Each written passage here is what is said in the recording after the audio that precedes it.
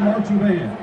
For your halftime entertainment, we celebrate the 43-year reign of the speed metal kings, Metallica. With 9 Grammy Awards and 14 nominations, 38 concert tours worldwide, and 11 studio albums that span 4 decades, the Titans of Thrash remain the standard by which all other metal is measured.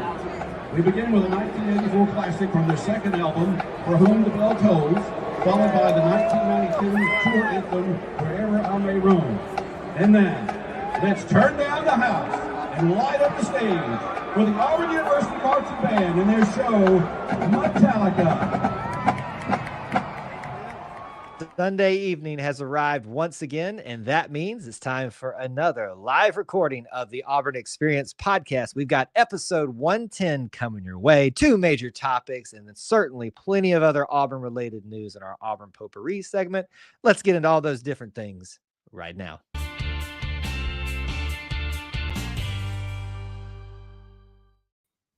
David Housel described it best. We are living the whole of the Auburn experience. You can quantify it, you could qualify it through a variety of methods, time, people, places, and things. But at its heart and at its core, the Auburn experience is all about Auburn sports, Auburn culture, and Auburn family content. And if you want me to spell it out a little easier for you, if it's orange and blue, it's what we do. So thank you so much for joining us for episode 110 of the Auburn Experience podcast. My name is Kyle, your host, and alongside me, as always, your good friend and mine, Mr. Austin Scott. Welcome back, sir, and potential early happy snow day for you in Auburn. Oh boy, yep. after me complaining so much a week ago, looks like it might be our turn. So we'll see. War Eagle to you, War Eagle to everyone listening and watching. It's going to be a fun week in a whole variety of ways. I didn't think that this week could get any better. I mean, there's already so much happening in the sports world and many other things as well that are even outside of sports in Auburn leading up to this weekend.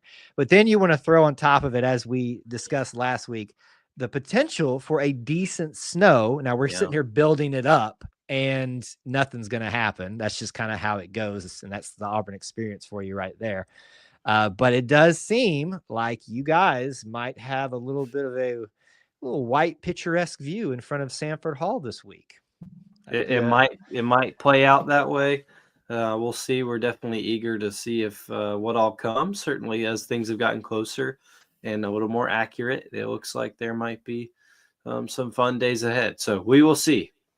And you might finally get to show us what your Auburn snowman, as we debated last week, will look like. So we expect big things out of you, sir. No, I don't doubt it. Well, and we could give you a difficult time about some other things, which I'm certainly sure we will do in our main segments. We got basketball, week talk, and, of course, we're going to do a Where They Now segment coming up in the show. But first, Auburn Potpourri. Let's talk about 2 smaller stories to start off with. And I'm going to start us off with congratulating and celebrating the Auburn bookstore for 80 years of existence. Now, I'm sure, and maybe you know this, Austin, I don't know, that they've existed in different places and different fashions throughout the years. But in essence, there has been, this past week, they celebrated 80 years of the Auburn bookstore, where you have gone to go and purchase very expensive books, have oodles and oodles of Auburn gear that you could get. I love going through and looking for what all they've got all the time in there, by the way. But 80 years of the Auburn bookstore. It's been a while for them. Yeah, absolutely. I have fond memories from my childhood of wanting to go in the AU bookstore, begging my dad to buy us some things every time we came down. And then fond memories of that freshman, sophomore year of going in and finding the books that I might need. And finding all the resources that I might need as a new nothing freshman. So really cool to see that they've been around that long, always reliable.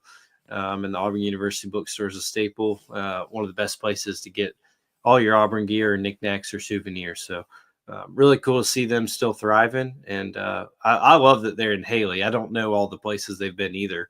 But I just think that where they are is such an iconic spot, accessible spot for you. Yep. Whether you're coming from the concourse or inside Haley, you won't get lost in Haley looking for the AU bookstore.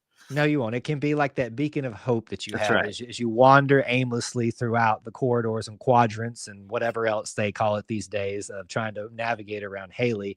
And think about those new dorms that are going up there, how close Yeah. you're going to be to the bookstore right there.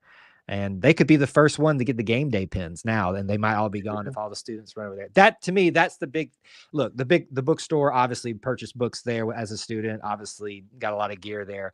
But to me, it's that tradition Yeah. on game day, going in there, seeing what funny quip they're coming up with. And think about it. We play a lot of these opponents a lot, in the SEC a lot. So they got to get new ones or rotate them through and all that stuff. So kudos to their current and modern staff and everything they do there. But kudos to the bookstore as a whole throughout all of its history. 80 years that they've been serving the Auburn students and, of course, the Auburn family. And we just wanted to spend some time congratulating them and thanking them for their service to all things Auburn.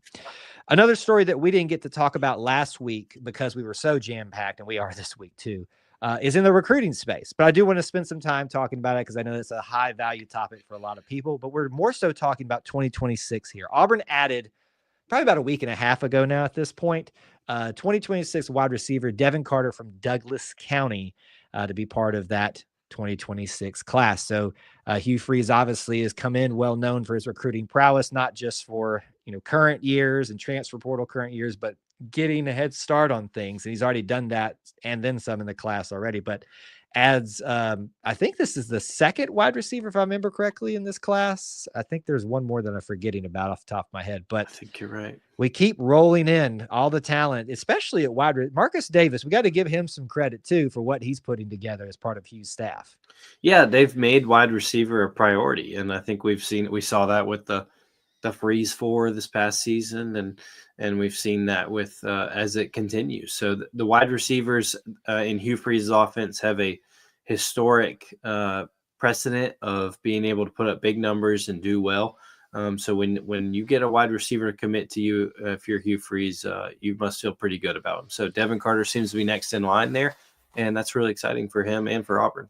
It really is. And I believe it was the first one out of the state of Georgia as well. And we always talk about, whether it's here, us talking about it, or in the recruiting videos that we do, the importance of not only taking care of your home state, but taking care of those two other important ones that Auburn has big connections in, that being Georgia, and that's where Devin Carter is from.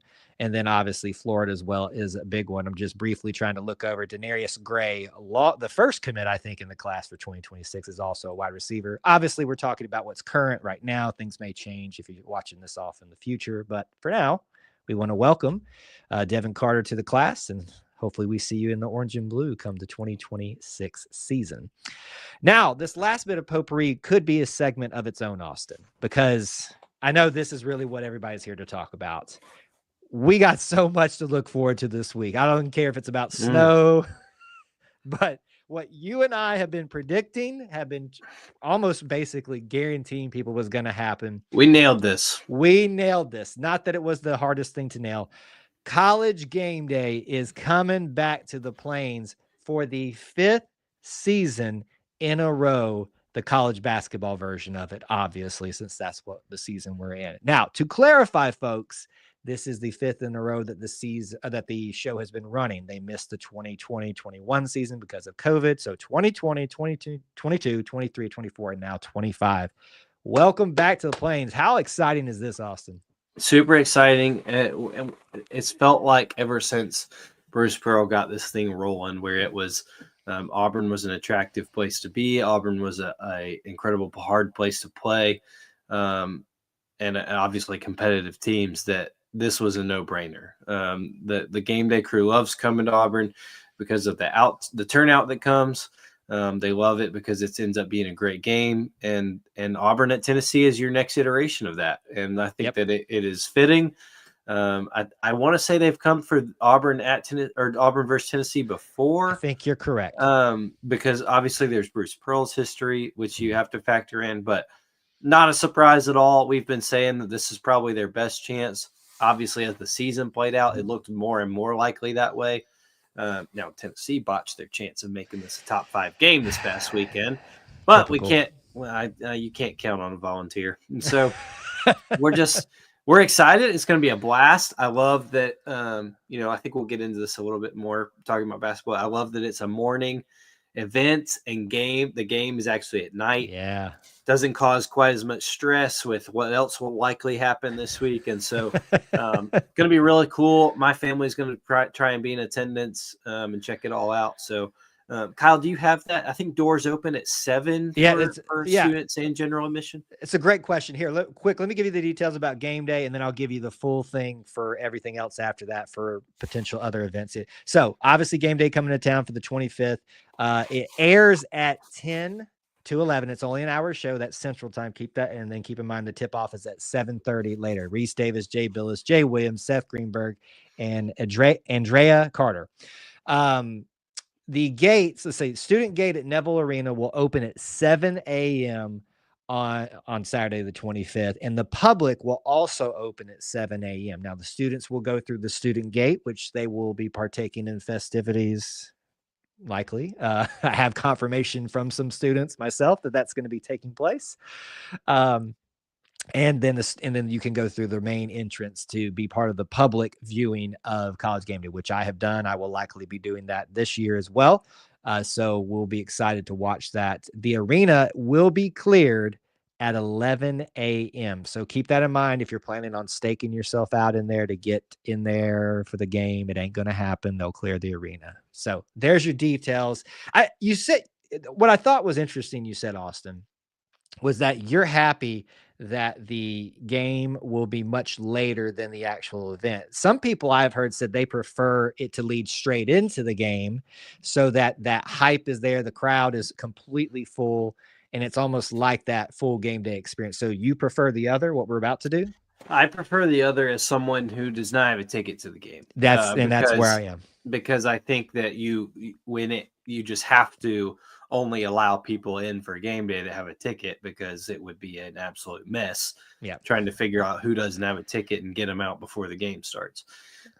So that's my personal preference. Now, I agree with that. If you have a ticket and it's like, hey, let's ride this thing straight on in, not wait the whole day, I totally understand that as well. I think with students, it's hairy no matter what. Yep. I think when there's game is following game day, it obviously makes it easy. You're camped out in Jungle Village and you're ready to go. And once you're in, you're in. Now, I've been a part of or around and seen when it's happens later in the day and they have to clear the arena. It gets a little difficult trying to figure out who was where, if you have to line back up again in the right order and all those things. So I don't know how they're going to do it. In the past, there's been wristbands involved. I will say this, because we've given them many, many tidbits and many congratulations before.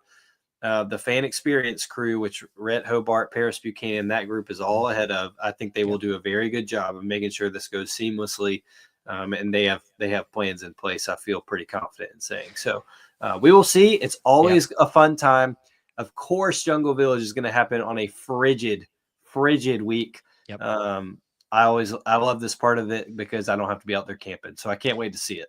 But you'll have to remember people like me who won't be camping, but at least be out there hanging out, trying to capture all the fun moments and stuff. So I will be frigid with them. Your old self better be in a warm bed. I will be in a, yeah, I will be in a bed, but I'm not getting hardly any sleep because, when things settle down is when I'll leave, but it's going to be a long night, I think, being out there watching the festivities, seeing what celebrities pop out, because one year we had Derek Hall come back to feed the students, and that was a pretty fun time. Aubie usually makes it. Bruce will probably make it. Who knows what's going to happen? I'm predicting things, and I'm probably not even going to capture the full magnitude. The important thing is that, once again, College Game Day is coming back for the Outlive game for a big matchup. Jungle Village, what formerly known as Pearlville, will happen again, and it is going to be an incredibly fun weekend on the Plains. And if you're not coming, even if you don't have a ticket, you are going to be missing out, folks. So saddle up. What a week for Auburn and Auburn basketball. All right, so that's going to be the majority. Can I throw you one curveball? Do it. I'm going to throw you one curveball that we need to mention because I hear my kids screaming at me from afar. Bobby goes top 3 in the UCA National Mascot Competition. They only give him top 3 and 3rd and 2nd because they can't have him win every year. So we got to make it fun for everybody. That's the era we live in of participation trophies, I guess. But Aubie doesn't get his 12th national championship. We'll just go for it next year. No, I'm actually glad you brought that up, and I'm ashamed of myself for not including it in our list. Do you think they just basically say, look, we got to give it to someone else? I mean, it's not even a question. It's I mean, not even a question. They got to give it to Cincinnati Bearcat because what else is a Bearcat? Nobody knows. What else? I mean, the poor guy's got nothing else going for him, so you might as well give it to him. And then they give Smokey the Volunteer second just to appease the rest of the conference. It's fine. We're not bitter about it at my house. We'll go back for number 13 next year. They're like, look, they're already number one and clearly the best team in college basketball. We can't let them have one other thing on their resume. And he's already the most winning mascot in the history of, well, he's probably not of mascots, but I'm just going to pretend he is in college mascots. He's the best real Tiger out there, and also known as Bobby to some people. Yes. But congratulations to Aubie. Thanks for bringing back a bronze. We know that you're always the champion, though, in the grand scheme of things. That'll do it for Auburn Potpourri. We got so much to talk about with you and our main topics coming up next. But first, we want to talk to you about our friends at Magic Mind. I always want to ask you a question to start off our segments with them. Do you understand the concept of mental wealth? Now, mental wealth, some would define that as the management of your elements in your personal life. That can be like sleep, diet, exercise, stress, all those fun things that we love to talk about, right? So you do these for a sustained overall positive effect in your life. But when you're trying to balance these things, sometimes you need a little extra to help get you there, help to get in that right balance. The key is to find that right thing to manage all those different elements we just discussed. Now, recently, and more than recently, to be honest with you, because we've been friends with them for a while, been talking to you guys about Magic Mind and the difference that they have made in helping me function better as a content creator to get through the day, because it can get a little bit I can get distracted, I can get a little bit overwhelmed. They do a great job of helping me stay focused with their mental performance shot that we've talked about previously. Now, the big thing now that I want to talk to you about is their new sleep elixir that's going to help round out your day. Think about combining them together. That's going to get you that more well-rounded sleep. I have seen the difference, and certainly I want you to as well, to get more focused during the day, better sleep at night for better overall function of balancing all that mental wealth elements. Now, a couple more things about them. The performance shot, the mental performance shot that we've discussed before, it's not a replacement for something like your coffee. You can even combine it with it to make the effects of your coffee last longer. That sleep elixir, it will help you wind down faster as your day gets done from all the productivity you had. Think about combining them together. For the first time, there's this 24-hour bundle for focus and sleep in their mental performance shots and their elixir that's available now. If you want to take advantage of that, check it out. You can get 45% off the Magic Mind bundle with our link, magicmind.com/theauburnjan. That is TheAuburnJan, the Auburn Jan. If you're ready to give it a try, please check them out and invest in your mental wealth and resilience for 2025 with Magic Mind products. 45% off Magic Mind bundle with a link, magicmind.com/theauburnjan. First major topic for you tonight, Austin. We are still on the basketball train here. We're just going to be shooty hoops galore. Shooty hoops are awesome. Shooty hoops are number one, and your Auburn Tigers are once again officially, not just officially been named, but have earned, protected, battled for the right to be called the best in college basketball for the second time in program history. Now, we're celebrating this, Austin, obviously a week later, because the polls come out on Monday and our shows on Sunday nights. You get, I'm just spelling it out for the viewers here. But what an accomplishment. You and I have talked about this a lot. Those little benchmarks, those records, those streaks that Bruce Pearl continues to knock down.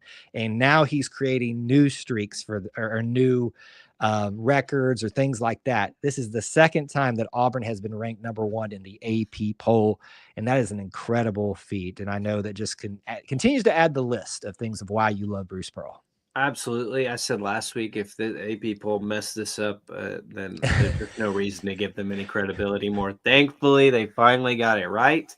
Auburn Tigers are number one once again. Now, the team has said this. I'm going to say it. This really doesn't matter in the grand scheme of things, right? It is mid-January. You want to be number one in early April. that is a long way to go. So now I recognize that, but it is good to see that Auburn is credited with this, because it's become only even more apparent after losing their best player, after all these other top 10 teams, top 25 teams losing and having a rough night. Auburn has still managed to be on a winning streak here ever since Cameron Indoor. So really cool to see, really happy to see them back at number one. It's a little longer this time, right? Like last time it was like a short week of number one, and then had the mishap, but looks like we're going to have the second week in a row of Auburn being number one tomorrow, if on Monday when the polls come out again. So well deserved. It should have happened a few weeks prior, but we'll take it now. Well, listen, other people had to start dropping the ball as they continue to do so throughout the week. That's right. And we really see who's the best in the land. Here's the thing that I want to point out. And, there's still going to be people that question whether Auburn is the true number one, deservedly so. And I don't think at this point, if you're arguing against that at this moment in time, you're just being stupid and you're not being logical. Well, they still got one voter decided to put Iowa State at number one last week, and we see how that went yesterday. Yep. So we'll see how he does tomorrow. Thank you for proving my point. You're being stupid and you're being illogical. Sorry, Correct. I'm just to be honest with you. But the fact that they have attained this second time as number one without Janai Broome, who was at the time the leading candidate for Player of the Year and may still be again by the end of the year, but also you're doing that with some very tough SEC competition. One of those is on the road. Yes, one is at home, which gives us an incredible advantage. That's an impressive feat no matter how you slice it, because that proves that this isn't just about one player. This is a full, well-rounded team. And one more thing, Austin, I don't know if you caught this yesterday. You lose Janai Broome, but you've also had a game in your last one on the road where the guys that are going to be replacing him, Chaney and Dylan, I think the stat was between the two of them only had 4 or 5 points. So the guys that you think are going to be making up the points in that area didn't even make it up in that one particular game. This is the best team in college basketball right now, hands down. And I'm not too hopeful to think that they can continue to do that for quite some time. It's the deepest and it's the best. You're right. You want Janai Broome back because of what all he brings to the table, what all he brings to the team, because he is, at the time of his injury, wasn't the best player in college basketball. I think that, you hope that they don't have to carry that weight too long. I had a friend tell me yesterday, every Saturday here from now till the rest of the season, as of the current polls, this might change tomorrow morning, sure, Auburn will play a ranked team. So the SEC, as we have said over and over and over, is only getting harder and deeper.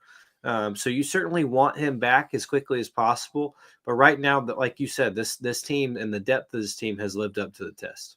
Yes, it has lived up to the test and then some. And we couldn't be more proud of the way that they have attained this right to be number one, but have defended it. And we'll see how it continues throughout the season. Yes, and then maybe definitely into the postseason. Now, real quickly, let's kind of look at how we got there this week. 2 big games. First off, Mississippi State came to town in Auburn's first chance to defend that title. They did, obviously, Auburn get the win by the score of 88-66, if I've got my notes correctly, and I think that I do.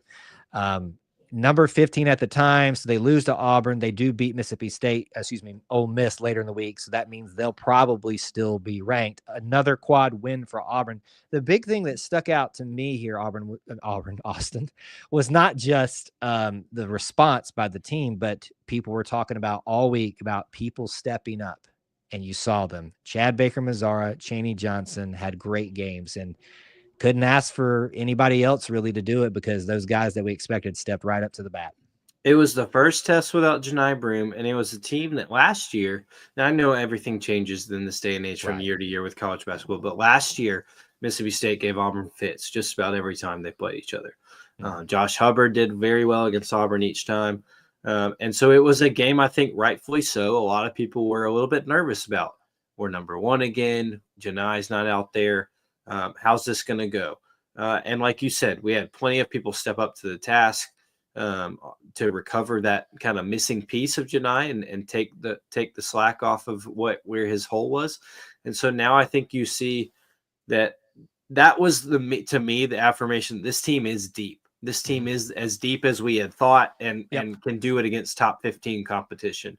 So definitely good to see. I think everybody was feeling the warm and fuzzies again after dismantling the Bulldogs. Yeah. And like you said, another quad one win. And we'll talk about Georgia in a minute, but this is a 10-win quad one team right now in Auburn basketball. The SEC record for in one single season is 10. Hat tip to Justin Ferguson. 10, and they have 13 more games to go. It's unbelievable. It's a record-setting year in all facets of it. And here's the other thing that I just kind of jogged a memory in my mind. I remember how much we got torched by Josh Hubbard in Mississippi State last year. And so I forgot and maybe tried to block it out, how well he played against Auburn, win or lose last year. And I was like, oh no, this is who we got to face even at home to defend this title first shot. And he eventually got his points. I think he ended up like with 17, but we kept him in check. And certain individuals kept him in check for most of the game.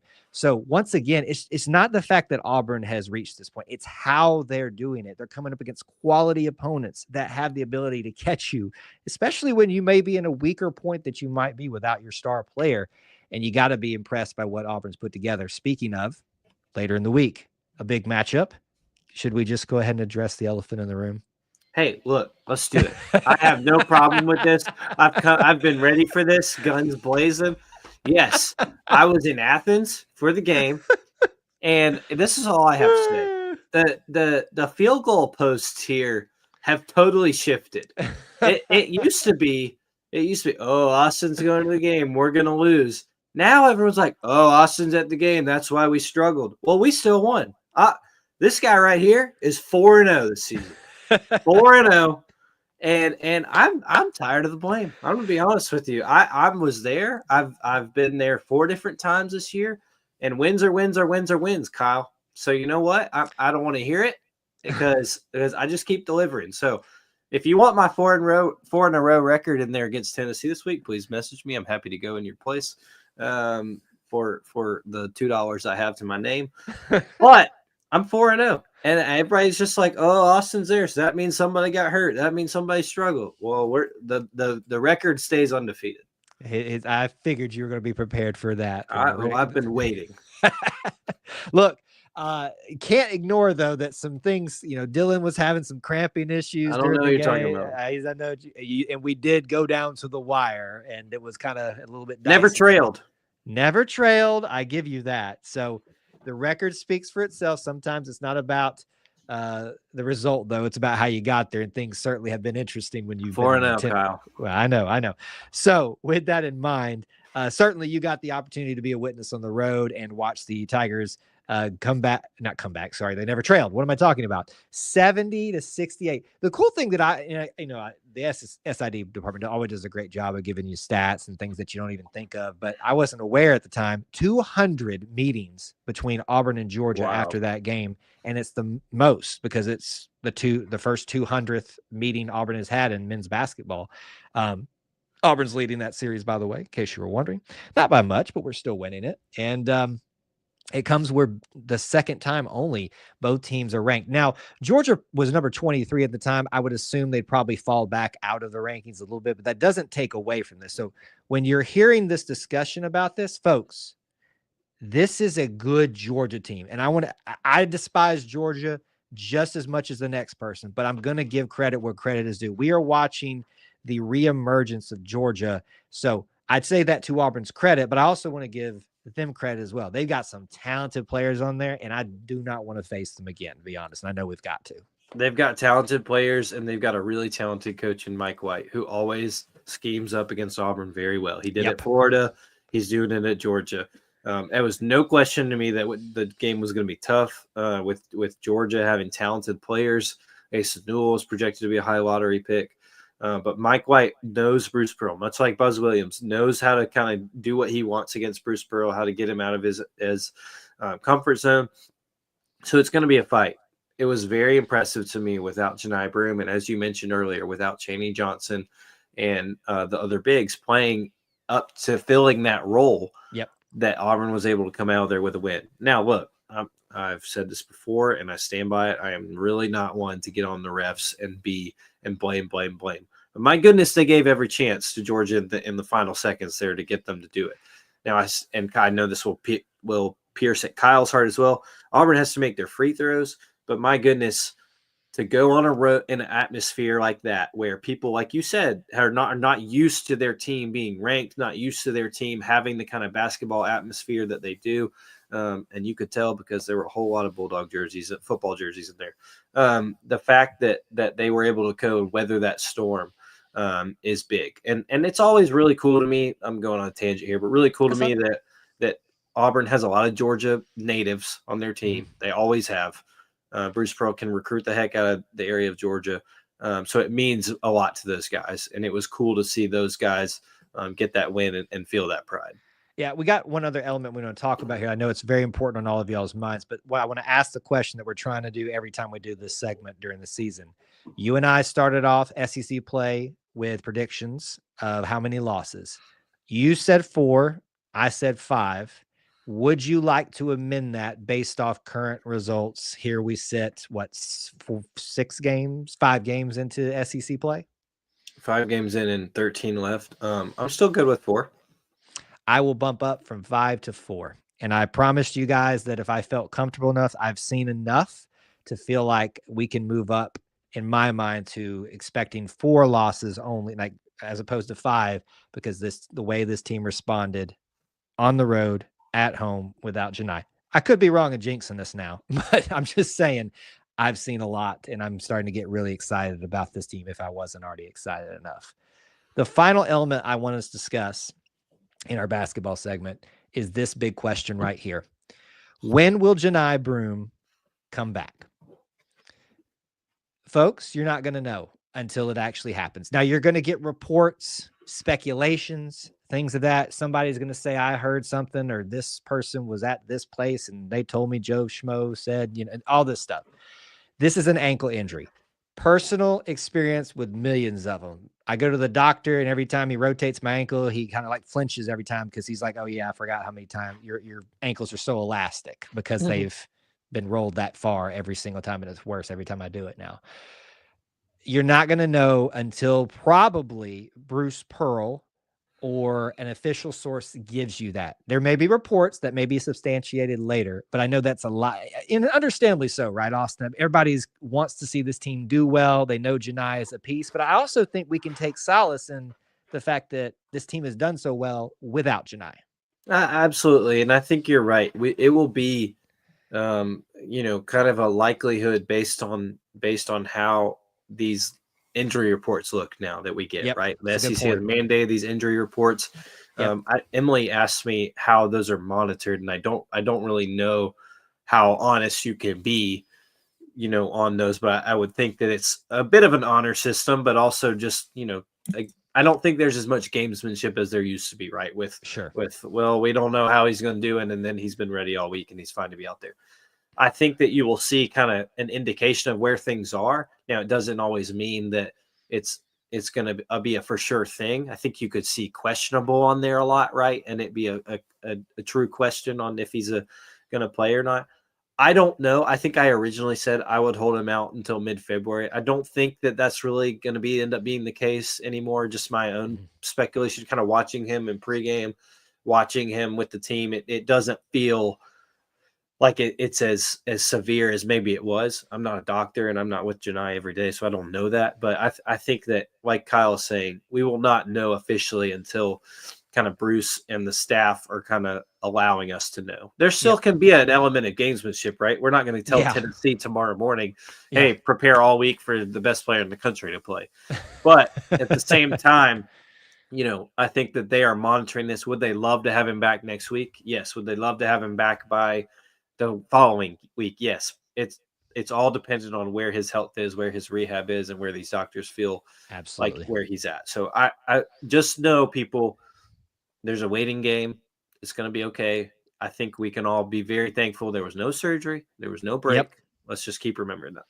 Now, what I will say, if you are interested, some key things to keep in mind, you could probably get some reports from those reporters that are able to go to practice about what he may not be doing.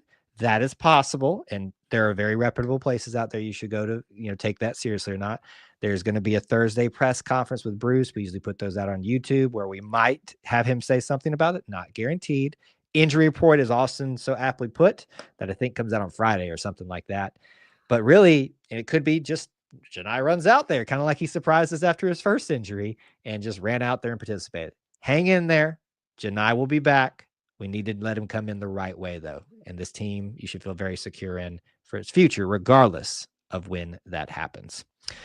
All right, our last main topic tonight, we're going to do a little bit of a combination of what normally happens in Auburn potpourri, but it felt like it fits together. And we might do this kind of on a case-by-case basis when there's a lot of things that have happened within people who formerly are Auburn Tigers or Auburn Athletics participants. So we're calling this, or I'm calling this, Where Are They Now, with the AU and the now, you know how they do that weird thing. Oh, goodness. Sorry. I know that was That bad. was not in pre-show notes. That was not in pre-show notes. So just a bunch of small stories about former Auburn Tigers that have had interesting weeks or current or recent times here. So we got one for baseball.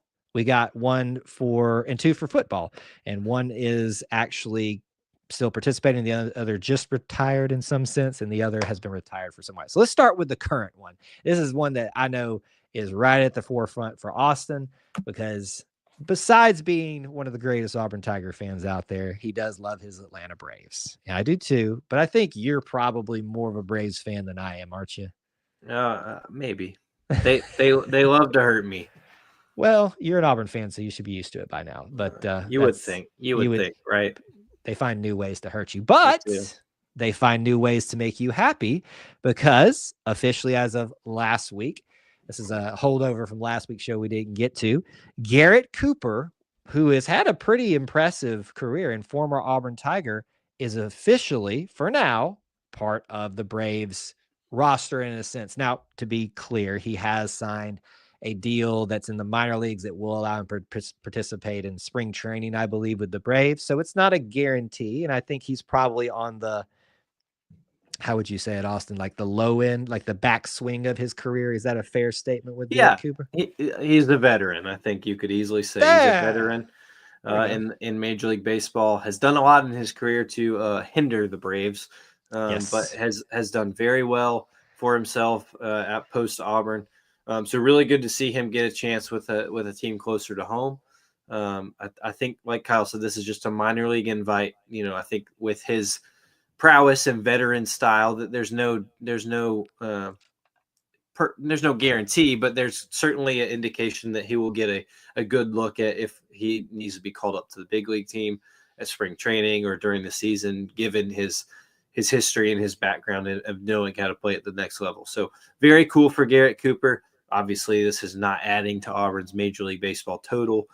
He was well a while ago, made his debut and got his number added to the outfield wall. But he is with the Atlanta Braves. So we like that. We like to see an Auburn Braves connection. This makes this room very happy. Marlins, Yankees. Where else has he hurt the Braves? I think he was with the Cubs for a minute. Yeah, that's it. For some reason, I think he was with the Red Sox. Yeah, okay, good. Yeah, that one finally kind of came to me. So, and Braves used to be in Boston. Marlins for a while. That was where he did a lot of his damage against Atlanta. I do remember that, and I try to block my memory out of that when our Auburn guy is hurt. What essentially is most people's hometown team that are Auburn fans. Right. First base open because he's a first baseman, correct? How's the Braves? Because I'm not as up on it as you. What's that prospect look like for him playing? Pretty locked down. Don't think he'll be taking over for Matt Olson anytime soon. I thought so, unless there was an injury. But I believe with the National League implementing a couple of years ago the DH, Garrett Cooper could get some at bats at the DH and help out Marcell Ozuna and give him a rest every now and then. So we'll see where Auburn goes with Garrett Cooper. Where Garrett Cooper goes with the Braves. Both. Yeah. Well, it's all in one and the same, right? But really cool. I'm very excited for him. Obviously, there's been a previous Braves connection. Josh Donaldson plays for the Braves. So just for a few years ago, that was really, really cool for me. Huddy, obviously the most notable.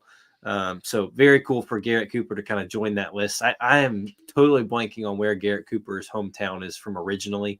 But like you said, if it's in the Southeast, chances are he was part of Braves country. So Yep. very cool to get to see him kind of put on that jersey. Also, a shout out to who we believe is still in the system, Blake Burkhalter.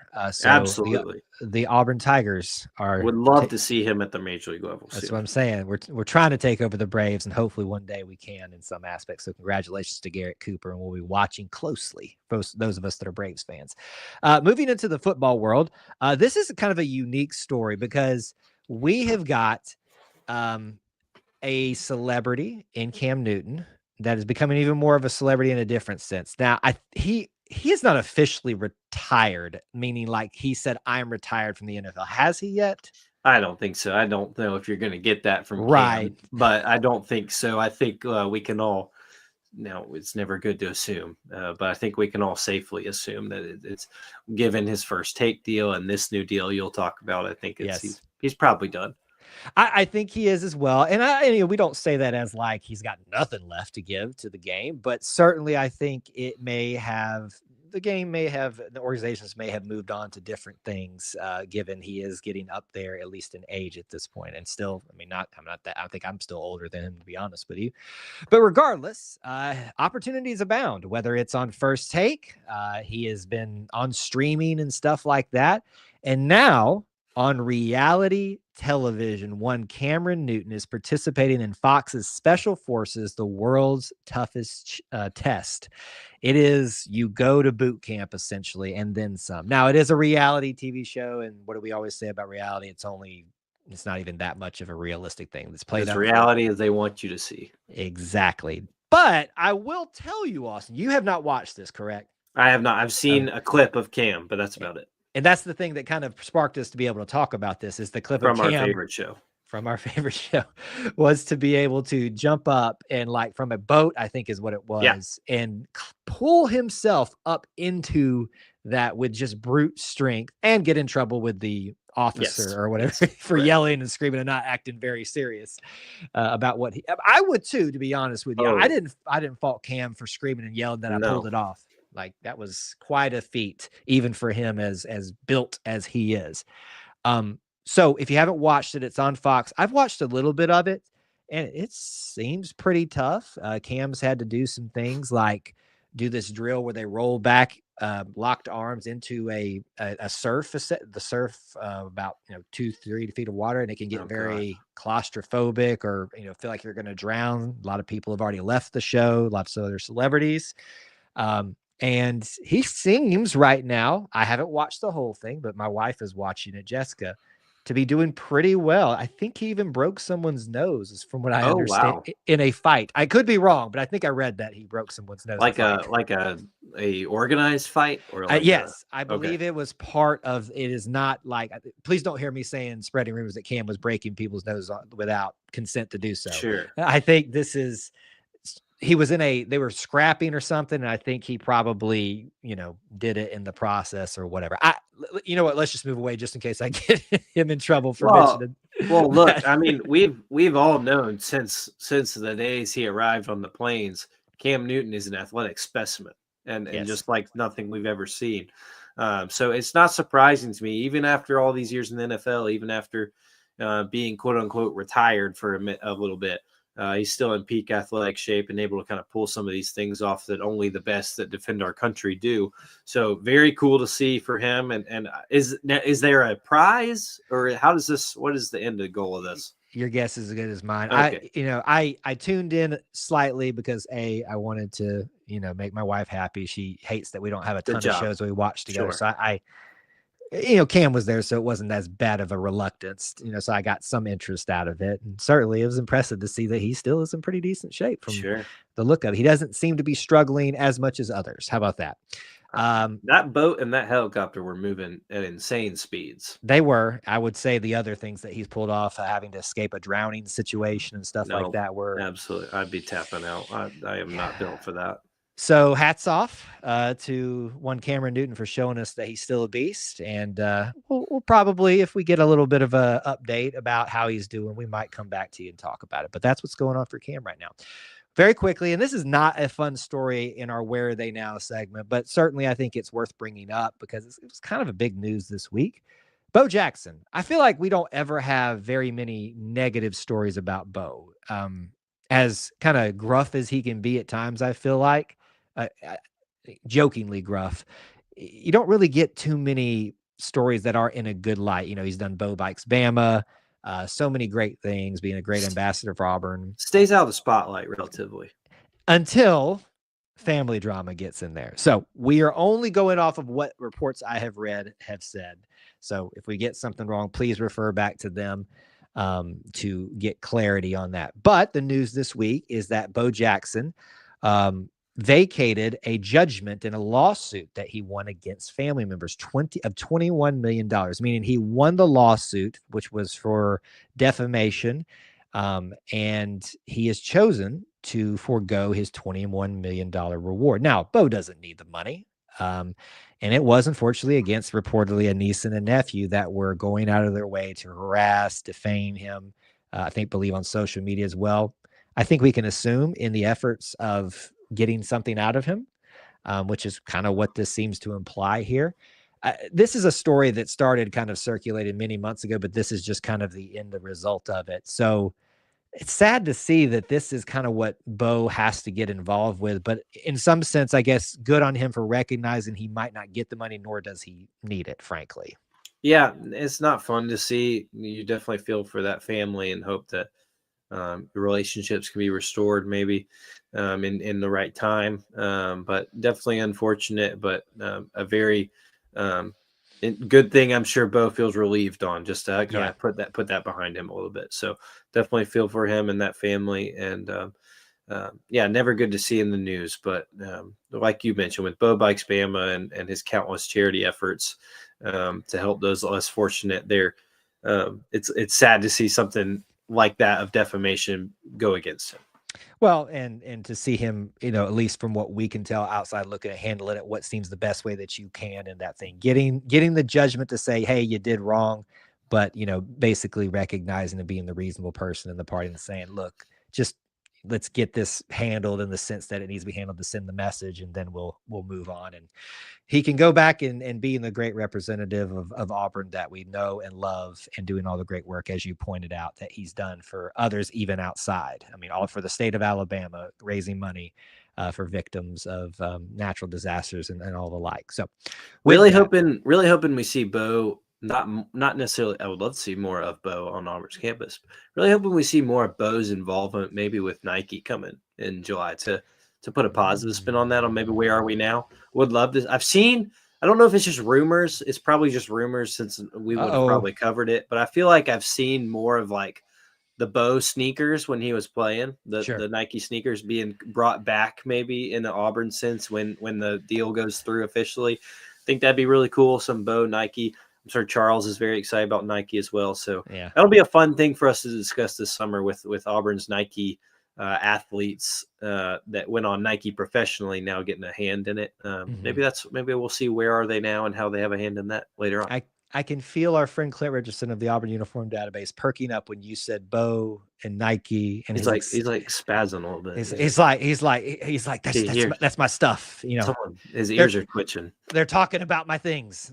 My things. He'll probably demand to be on the show for that when we eventually end up talking about that Nike deal. And he's done some discussions with us previously, so you should go check it out on our YouTube channel, especially.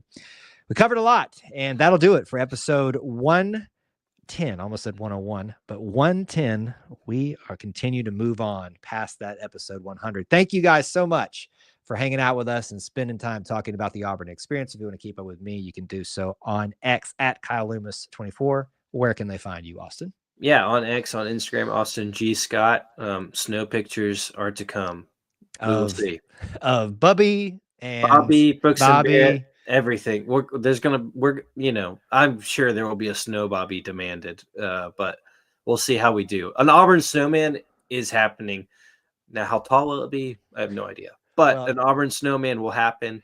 I will definitely update with what all we were able to get on him. Well, no offense if you're going to use your height for a reference point. I don't think it's going to be too tall, buddy. Sorry. Well, I'm just hoping I have enough snow. That was a under the belt moment that was unnecessary. All I wanted to know is if it's going to be like this tall or like normal size. Well, I had to throw that in there. You don't want us to joke on you losing basketball games. I'm 4-0. I'm 4-0. You got the win this week, and maybe it'll continue as you continue to go to basketball games, but you're still short, my friend. I'm kidding. All right. That being said, before I get myself in more trouble, thank you guys for hanging out with us and being part of our little family within the Auburn family. Until we talk to you again, War Eagle. War Eagle. All right. I had to bring us out of the that somber story a little bit. That wasn't fun. Final thoughts for you, sir, before you head out. Yeah, hope everyone stays safe if you're getting weather somewhere in the state or in the southeast this week. Definitely looks like it'll be fun for some people, but it always comes with a little danger too. So yes, looking forward to seeing some more snow content in the Auburn area. Hope it could be a lot of fun for our students. Yes. You and I both talked about our experiences in college last week with snow. So hopeful some get that this week. I have a feeling that you and I will be doing a big report on the snow if it happens to the level it could possibly do so at Auburn. If is a big if, but you never know. Somebody might appear suddenly at your house and throw a snowball at you and run away. You never know. Well, you might miss since I'm so short. And he brought it back around. That's good. Well played. Well played, sir. Well played. All right. You are free to go out and do what you need to do, but thanks for hanging out with us, sir. War Eagle. Thanks for having me. War Eagle. All right, folks, you're stuck with me for the rest of the night. Not too much longer. We are sitting at about 51 minutes on the recording, and it's 9:55 right now. But I certainly will take some Q&A time for those of you that would like to ask some questions. I can go back and look through some of your comments. There were some pretty funny ones throughout the stream I can address, but certainly do utilize this time if you'd like to have a Q&A session with me right now. While you're doing that, you know the drill. Let me give you an update about what we do currently know we're going to try to pull off. The big thing that I need to stress with you all this week, things are going to be fluid. Things are going to be potentially even greater than they normally are in a week for us with our content schedule. I am planning to be in Auburn, as I kind of alluded to, maybe as early as Tuesday for the snow. Potentially, I've got to take care of a few things here on the home front and then make sure I have the free reign to go. And then if it doesn't get dangerous for travel, I plan to be there to cover some of the snowfall and snow events, plus all of the content that's going to be the opportunities, I should say, not content. There will be content for the camp out for, I almost called it Pearlville, Jungle Village. There will be live streams. There will be videos. There will be posts. There will be photos. And for potentially a gymnastics meet and maybe even some stuff basketball related. We definitely will have that. We will have a post-game stream, all that kind of stuff. But the only thing I can guarantee you at this moment is we will do Auburn Family Night Wednesday night. Now that will be most likely from a different location. So bear with us on that in terms of, getting the show up and running. But I believe we're going to try to shoot for 9 o'clock. It's something I've been toying around with for the last couple of weeks anyway, but I probably do need to do it at 9 Eastern time this week just to be on the safe side regardless. So keep that in mind. Going to shoot for 9 Eastern, 8 Central, Auburn Family Night, our live call-in show. I should still be able to take calls from a different location. So keep that in mind. That's the main thing that I have to remind you of this week. But I do ask for your patience. I do ask for your flexibility. I want to try to give you more content than that and then some. So follow, subscribe, everything on social media. If you guys know that are part of our Conquer Club via Patreon, and I have access to that Discord at the Eagle tier, we'll get some exclusive content that nobody else will get. So now that's a good time to consider joining that. All right. Anything else that we want to discuss? You guys, I can look back through some of the comments here. I got a joke at my expense where I made the "Where are they now?" with the AU as it's spelled here. Where are they now is about as palatable as the physicist moniker for CBM. Terrible. Thank you, WT. If you weren't a regular here and I knew you meant it in jest, I would take offense. But I know that you're just jealous because you didn't come up with the physicist first. This is about Janai. He says, I would rather he be healthy for March and lose some games now than versus the other way around. I think most reasonable people are going to agree with you there about that side of the discussion on when Janai Broome should come back.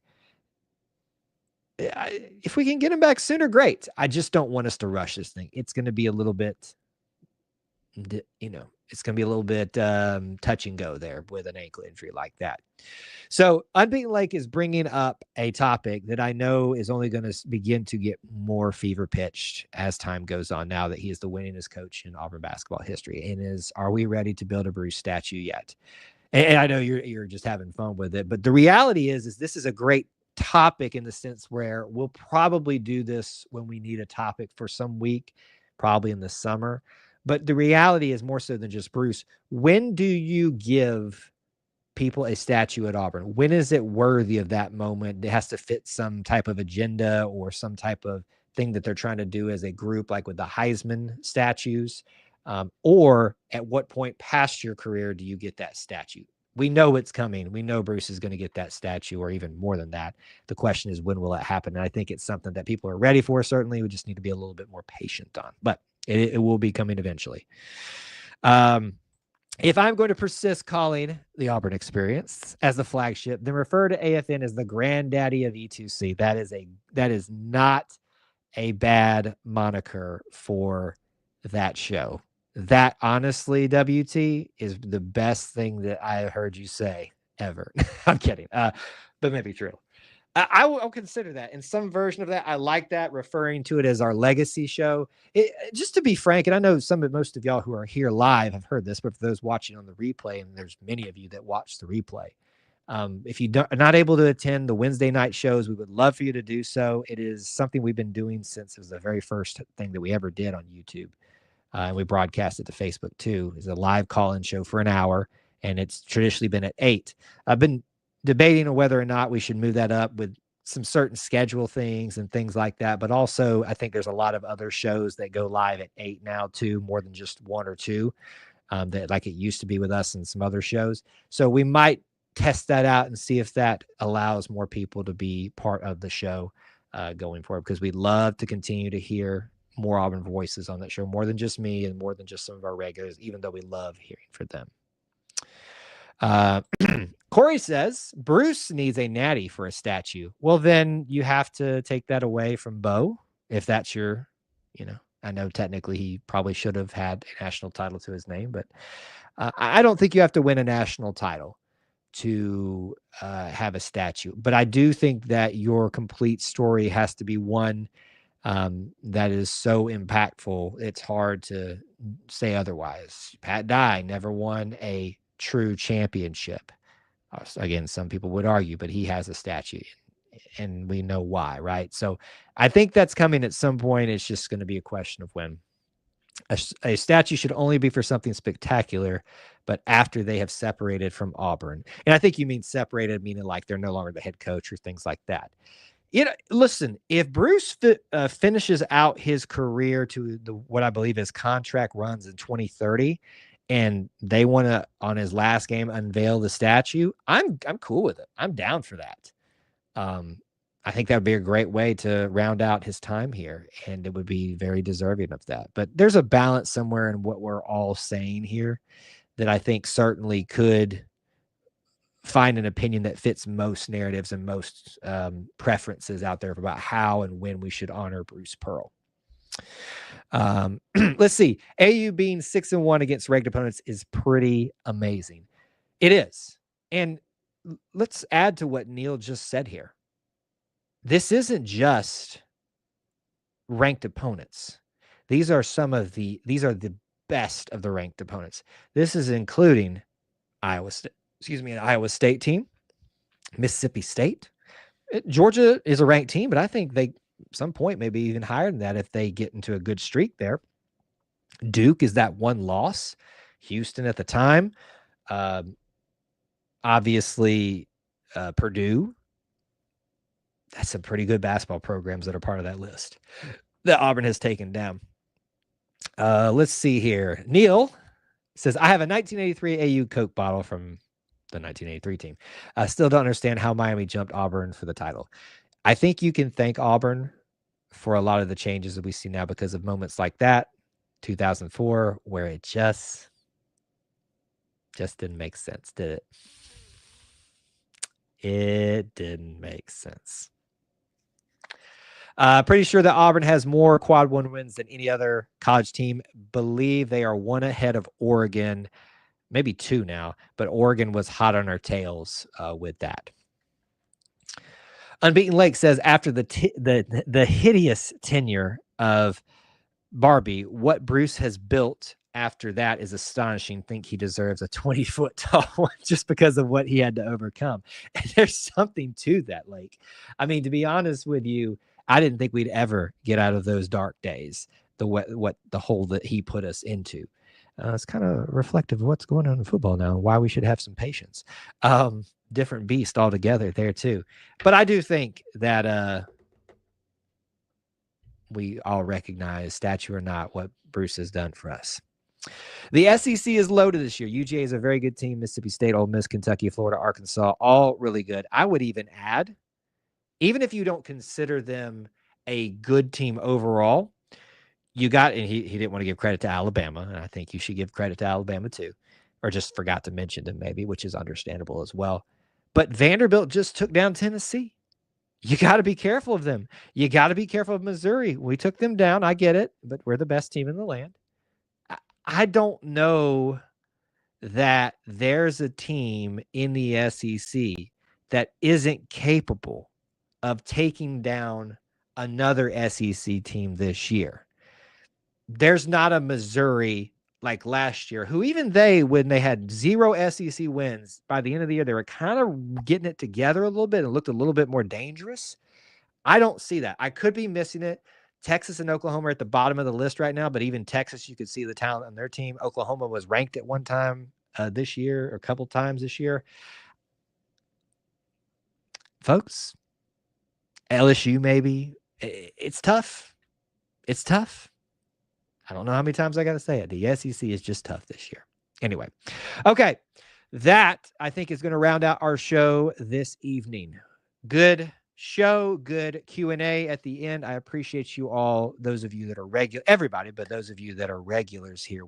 I want you to hear me say this as many times as I can, how much we appreciate you being here, continuing to spread the message, continue to help us grow that and get some family and friends in here and build the best little family within the Auburn family.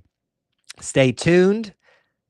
Be following closely this week about what's going to transpire with what we're going to be sharing, hopefully from campus a lot for a lot of different things, definitely on the weekend, but maybe even earlier than that. I think we're going to have one of those special weeks in Auburn history that are going to be you're going to look back on, and whether you were a student, an outsider looking in, or someone like me who's going to town and campus for the week, are going to look back and go, wow, that was a lot of fun.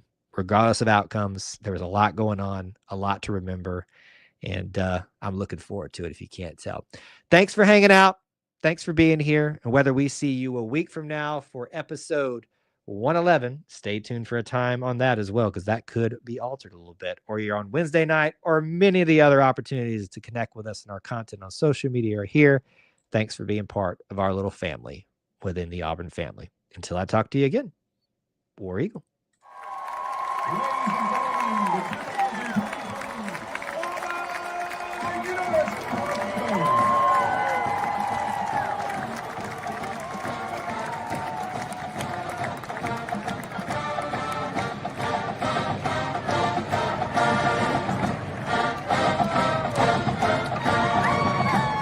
The Auburn University marching band is under the direction of Forrest Burley, assisted by Hickey Woods. Director of bands is Rick Wood. Percussion is instructed by Aaron Locklear. Graduate assistants are Chris Schumel, Colin Carrington, Lynn Washington, and Sebastian Lozano. Auxiliaries are coordinated by Ashley Evans and instructed by Trisha Skelton, Amy Mutarelli, and Lauren Smith. Announcer is Ben Jim Jackson. Enjoy the rest.